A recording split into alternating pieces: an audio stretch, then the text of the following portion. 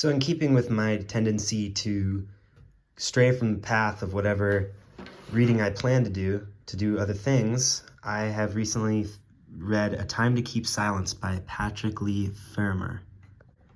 The cover has this picture of these stone things that are like at the stone monasteries of Cappadocia, the rock monasteries of Cappadocia. This is the picture from the start of the third section of the book. Each section of the book has this picture at the front that's really beautiful. I won't spoil the third picture for you here. You'll have to buy the book to see that first one. But so it's fitting that the front of the book would also be beautifully illustrated. It's one of those New York Review books, and it has like a pink spine. Why did I say pink just now? I meant lime spine. It's like a key lime spine. Yeah, so that shows you how familiar I am with key lime pie. It's in the literature and religion category. It costs you about $13, although I got this for like literally $1.25 because I got it at McKay's in Knoxville, and it was just really cheap there. I can't remember if it was, I think it was among the travel books. Yeah, it's a history, it's a travel journal, it's a book. You could almost class it with like spiritual, what's his name? Merton books, Merton. I bought a copy for my parents. I sent them a copy. I Amazoned them a copy, so sue me.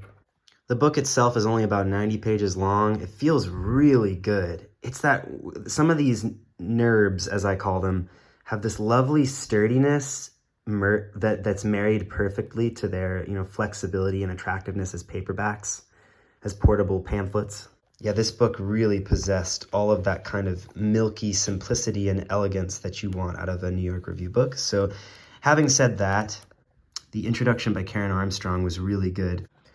I've heard of her books before. I've heard of The Bible, a biography. Having read her introduction to this book, I really want to check out these other books of hers. That would be a great thing to put on hold at the library. I won't waste your time by going into, point-by-point detail about everything I liked or disliked about her introduction. Spoiler alert, I didn't really dislike anything. But I like this thing here where she quibbled with something. He said, the dominating factor of monastic existence is a belief in the necessity of efficacy of prayer. Like that needs to be there. I think that he was mistaken in this, she says.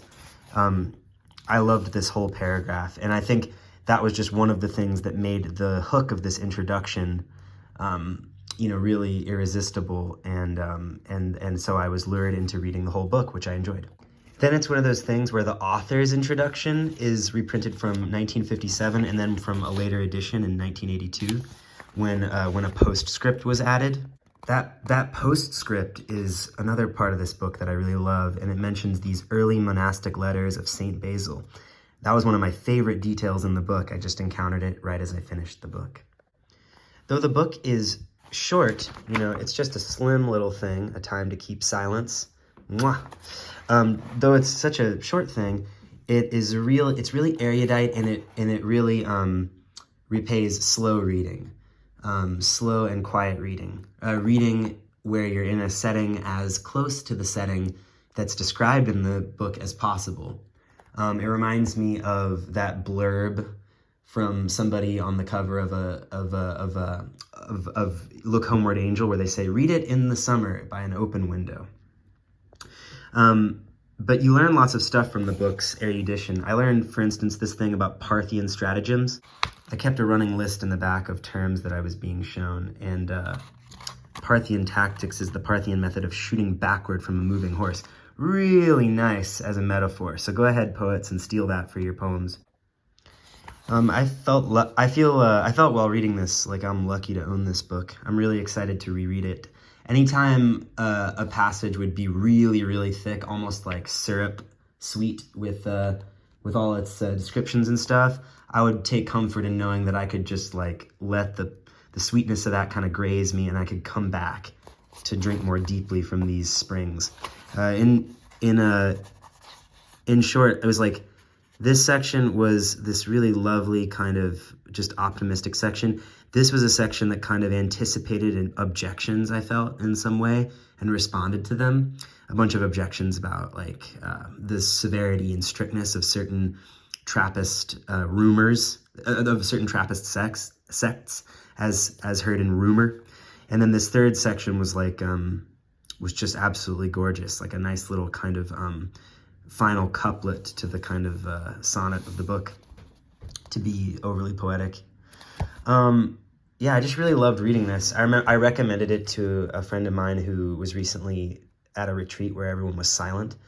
And I left the book kind of on a table, and then I picked it up and started reading it. So I don't know how many of you have read other books by Patrick Leigh Fermor, but he has all these other ones that are really well regarded. I hadn't heard of him before finding this book cheap at McKay's. God bless McKay's erratic pricing that allows me to get books like these. But I look forward to reading more books from him. And I look forward in general to enjoying this kind of like stamp of quality that the NURBS have, especially in the realm of nonfiction. Like, what better way to learn than to learn from someone who is as eloquent as all these nonfiction writers enshrined in this press are. I recently saw that a professor from my university is going to get published. One of her early books from the university I graduated from is going to have one of her earlier books republished in this edition, which I think is pretty crazy. That must be an amazing and traumatic honor to receive. I don't know what else to say. It's just a good book. I had a great time reading this. I look forward to rereading. I like the way reading nonfiction that's written carefully and with a kind of personal investment validates my decisions to write, personal essays and memoir and stuff like that. As a bonus for you for having made it all the way to the end of the book, the same person who gave me this spadework for a palace also sent this book. I feel like reading this Elliot Weinberger book might be, maybe there's something about essays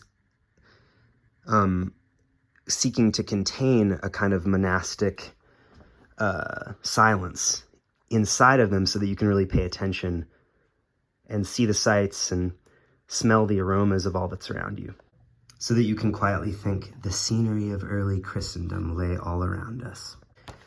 Lastly, I'll just say that if you are the next person to subscribe, you may be the 600th person to subscribe to this channel, so thank you. Happy reading today, everyone.